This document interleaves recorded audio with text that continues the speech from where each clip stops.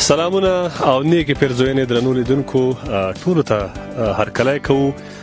یو ځل بیا یوه ځانګړې مرکه لرو. په دې مرکه کې به ځینې داسې خبرې واورئ چې تر دې وړاندې مو نه وي اورېدلي.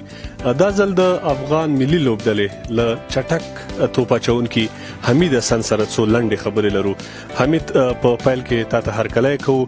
د نړیوال جام په سفر روانې، فکر کوم چې دوهم نړیوال جام ده او ته هم د دوهم ځل لپاره لوبېږي. 3 کاله بعد بیا ملي لوبډلې ته راغلې، هغه خپل احساسات د لومړی راته ووایه. بسم الله الرحمن الرحیم. ډېره زیاته مننه سایل صاحب، خوشحاله اوسئ. او واقعا ډېر د خوشحالۍ ځای دی او ډېر د خوشحالۍ احساس کوم. بعد د 3 کالو نه زه داسې یو ایونټ ته روان یم چې د ډېرو لوبغاړو خواهش وي، ارمان وي او خوب وي. او خوشبختانه زه هم د دې ټیم حصه شوی یم. زه د کرکټ بورډ نه، د سلیکشن کمیټۍ نه، د کیپټن نه، د کوچ نه، ټول سټاف نه مننه کوم چې دوی په ما باندې باور وکړو. خو الحمدلله زه به هم دا ووایم مینوالو ته چې شکر، ما هم خپل فټنس ثابت کړو. داسې نه ده چې مطلب زه په تیاره باندې ټیم ته راغلی یم، خو بیا هم زه په دې مننه کوم ځکه چې ما چې کوم خواري وکړله 4-5 میاشتې یا 6 میاشتې مسلسل کیمپونه مې وکړل ټیم سره، نو د هماغې وجه وه چې بېرته زما ټیم ته کم بیک وشو. امید دی په دغه روان ورلډ کپ کې د خیره ښه پرفارمنس وکړم چې هم مینوال خوشحاله شي، هم زمونږ د کرکټ بورډ دغه کسان کوم دغه باور چې کړی دی په ما باندې. بعد 3 کالو نه ما مطلب ډېر غټ ګیپ راغلی د کرکټ مې. که یو حساب سره وګورې نو ډېر کم لوبغاړي به داسې چې کرکټ نه لري بیا سیده ورلډ کپ ته راځي. نو زه به وایم چې زه ډېره خوشبخته یم. باید د دې په بدل کې زه ډېر پرفارمنس وکړم. شاید دا ورلډ کپ زما هم اخرنی اوسي. بعد له دې نه کېدای شي زه 500 ورځې کرکټ ونه کړم، خو که کرکټ ته چېرته دوام هم ورکوم هغه به 100 ورځې کرکټ وي. د افغانستان لپاره یې که زموږ خپل لیګونه یي یا شپږیزه یا داسې نور تجارتي کرکټ یي هغه به آینده 100 کالو دپاره کوم، خو غونډی شاید زما د اخرنی ورلډ کپ شي.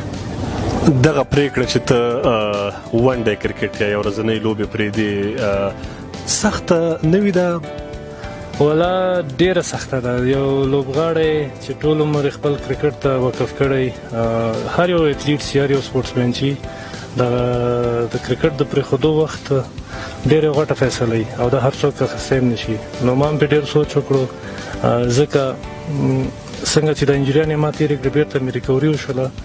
نو اوس داسې وخت دی چې باید زه هم په ځان باندې زړه خوږ کړم. نو که زه چېرته مسلسل داسې 500 اوره کرکټ وکړم شاید هغه زما خپې ته نور هم زیان ورسوي. نو که 4 ورځې کرکټ کوم نو انشاءالله دونه مشکل به ماته نه وي. زما د کرکټ کیریر به هم اوږد شي او زه به وکولی شم چې هم افغانستان ته لوبه وکړم، هم داسې شخصي ټورنمنټونه یا تجارتي لیګونه یي د افغانستان یي که خارجي وي په هغې کې هم زه اشتراک کولی شم. نړیوال جام کې له ټولو 10 لوبډلو یو بل ترمنځ لوبې د هغې نه مخکې هم 4 یو ورځنۍ لوبې لرو. یعنې په مسلسله توګه په 15 یا 14 لوبې کول د یو فاست بالر لپاره به ډېره ستونزمنه خبره نه وي. ته خپله څه وایې؟ واقعا یو ډېر غټ چلنج دی مسلسل په ورلډ کپ کې او نور سره د وارم اپ میچونه. نو انشاءالله امید به دا وي چې بالران پکې خپل افرټ وکړي، خو بالرانو لپاره چلنج هم دی. بل دا دی چې که بالر هوښیار وي ډېر ښه کنډیشن دی د فاست بالینګ لپاره، نو موږ کولی شو چې هغه کنډیشن ښه یوز کړو. نو زه به هم خپل ځان ته ګورم، شاید زه ټول میچونه ونه کړی شم او که کوی مې شو زه به هم ځان نه منې کوم، خو کوشش به مې همدا وي چې څونه میچونه زه په دې ورلډ کپ کې وکړم هم به د وطن لپاره ګټئ، هم د ټیم لپاره، او هم به ماته خپل ځان ښه به پکې ښکاري. نو انشاءالله امید دی چې ښه پرفارمنس پکې وکړو. ټول بالران ماشاءالله ډېر تیار دي. زموږ کوچ چې کوم دی لنګفیل ډېره خواري ورسره وکړله، مسلسل دا یو کال نه ورسره لګیا دی. نو انشاءالله د هلکانو د پرفارمنس مورال به انشاءالله هغه هم جګي او ورسره پرفارمنس به هم ښه کېږي. تاسو ډېره یو مهمه خبره وکړه، له یو ورځنیو سیالیو څخه د ریټایرمنټ یا د لوبو د پرېښودلو چې نور نه غواړي یو ورځنۍ سیالۍ وکړي. دا پرېکړه خو یقینا سخته پرېکړه هم ده. فکر کوئ چې دغه پرېکړه تاسو د نویو ځوانانو په خاطر کوئ چې هغه ملي لوبډلې ته راشي، نورو سینیر لوبغاړو ته څه پیغام لرئ؟ داسې نه ده چې زه نشم کولی کرکټ نور وکړم، خو زه څونه فکر کوم یو بالر ته چې کله انجري کېږي بېرته ریکوري کېږي نو بېرته د انجري چانس یې هم وي.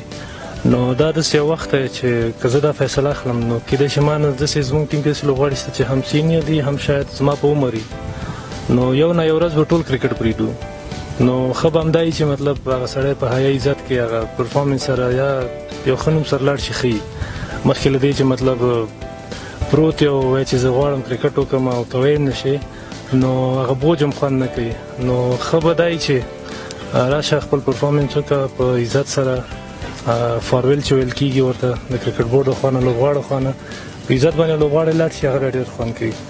نو پرېکړه خو ډېره سخته ده خو غواړم ورته ایښې ده خو صرف د ونډې دپاره ځکه ونډې نه غواړم ډډې شم او 20 به انشاءالله څو کاله به نور هم کنټینیو ساتم.